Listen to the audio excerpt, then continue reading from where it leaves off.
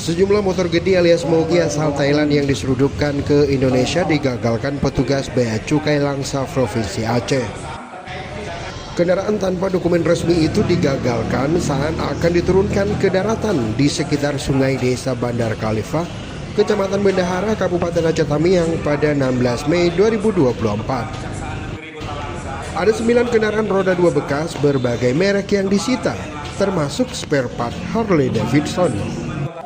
Selain moge, petugas juga menyita sejumlah barang lain seperti kosmetik, tanaman hias, pakaian bekas, hewan peliharaan seperti anjing hias dan kura-kura.